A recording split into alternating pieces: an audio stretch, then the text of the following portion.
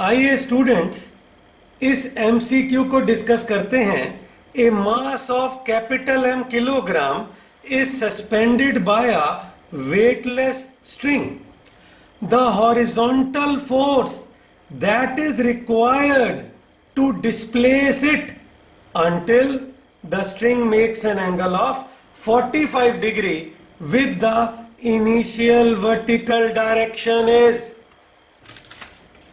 इस प्रॉब्लम में ये रही हमारे पास स्ट्रिंग और स्ट्रिंग के साथ कैपिटल एम किलोग्राम का बॉब लगा हुआ है। स्ट्रिंग की लेंथ को एल मान लेते हैं। एग्जामिनर कह रहा है कितनी हॉरिजॉन्टल फोर्स लगाएं कि इस m किलोग्राम के ब्लॉक को वर्टिकल से 45 डिग्री ले जाएं। हम अभी वर्टिकल से थीटा ले जाते हैं और बाद में थीटा को 45 डिग्री डाल देंगे। ये फोर्स हॉरिजॉन्टल लगाई गई है। ब्लॉक जब फाइनल पोजीशन पे पहुंचा है तो ब्लॉक की हॉरिजॉन्टल डिस्प्लेसमेंट ये रही। नाम रख लेते हैं पॉइंट्स का। ये O है, ये A है, ये B है और लोएस्ट पॉइंट को हम C रख लेते हैं।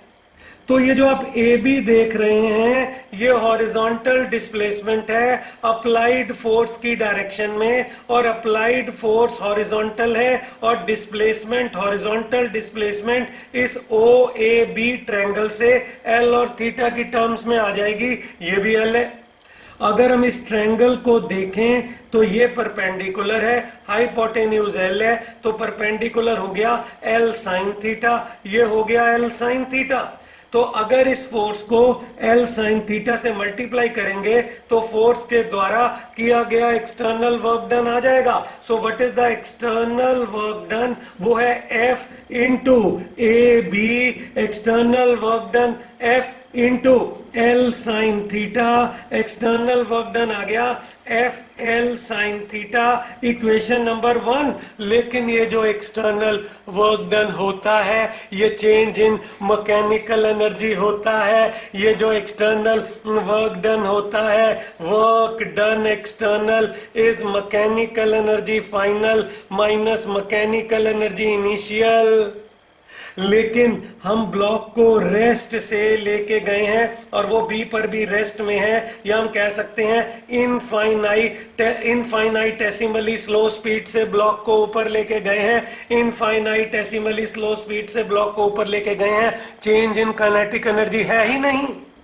तो जो ये चेंज इन मैकेनिकल एनर्जी है ये सिर्फ change in gravitational potential energy है। वर्क डन एक्सटर्नल बन जाता है gravitational potential energy final minus gravitational potential energy initial. Gravitational potential energy के रेफरेंस के लिए ये लाइन खींच लेते हैं, ठीक है, और ये हाइट हम ब्लॉक की H दिखा देते हैं। तो वर्क डन एक्सटर्नल डाल दीजिए, वो है F into L sine theta.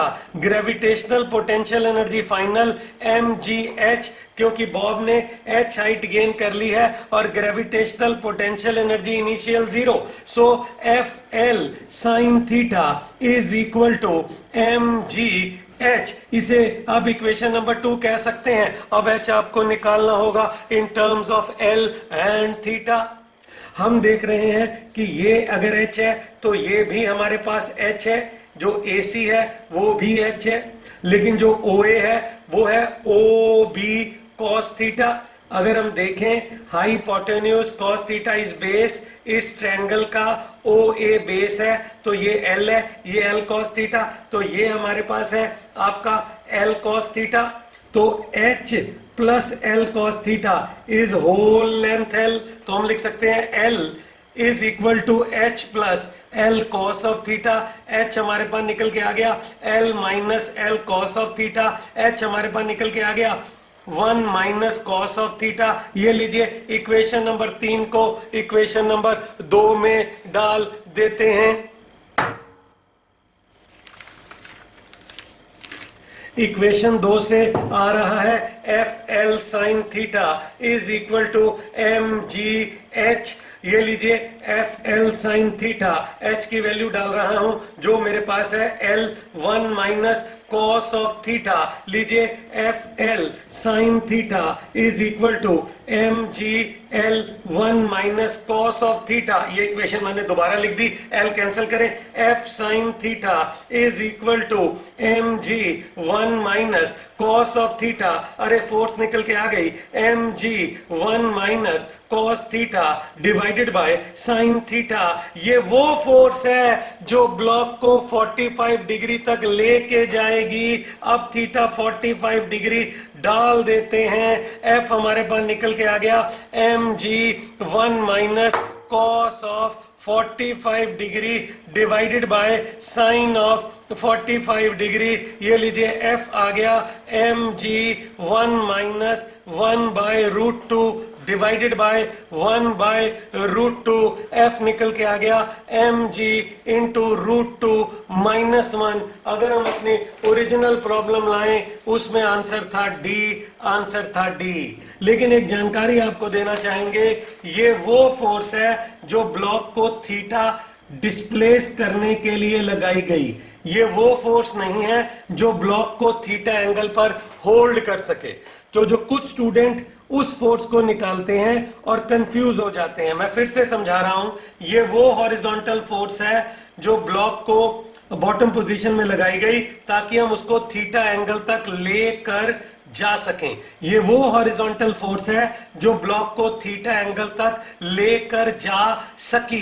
ये वो फोर्स नहीं है जो थीटा एंगल पे होल्ड कर सके। तो हम यहाँ एक लाइन खींचते हैं और कुछ एक्स्ट्रा करते हैं। जहां स्टूडेंट ये कर रहे हैं और परेशान से हो रहे हैं, वो क्या करते हैं, वो स्ट्रिंग की लेंथ L दिखाते हैं। ये लीजिए मास M है और वो स्ट्रिंग को थीटा एंगल पर ले जाते हैं और यहां फ्री बॉडी डायग्राम बना के होल्ड करने वाली फोर्स निकाल लेते हैं।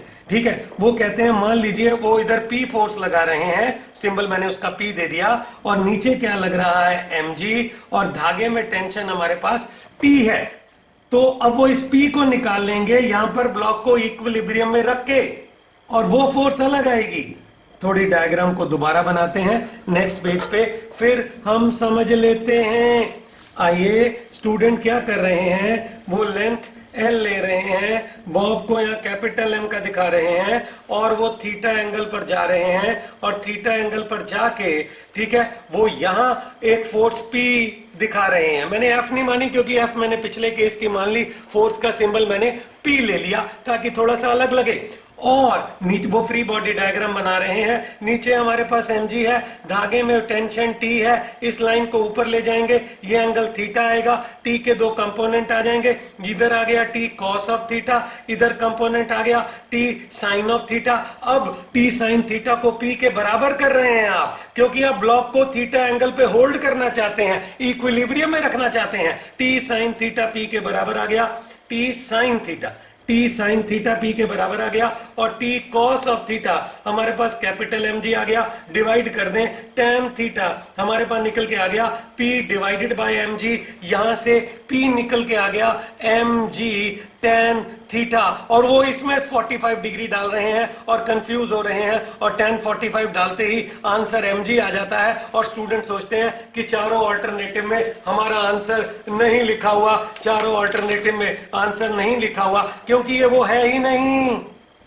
ये P वो फोर्स है जो थीटा एंगल पर होल्ड करने के लिए आप लगा रहे हैं, वो mg tan थीटा है। पर ओरिजिनल सवाल अलग है। ओरिजिनल सवाल में कहा गया है horizontal force that is required to displace it until 45 degree.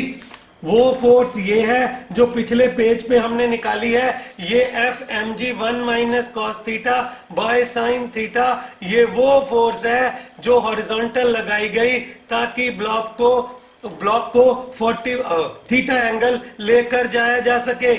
ये वो फोर्स है जो हॉरिजॉन्टल लगाई गई ताकि ब्लॉक को थीटा एंगल तक डिस्प्लेस किया जा सके। लेकिन अगर हम वहां ले आए हैं और वहां उसे रोकना है, वहां उसे रोके रखना है, तो फिर mg tan थीटा लगाना होगा। mg tan थीटा वो फोर्स है जो थीटा एंगल पर ब्लॉक को रोके रखेगी। Thank you, thanks for watching. Video अच्छा लगा है लाइक करें, चैनल को भी सब्सक्राइब करें। Thank you.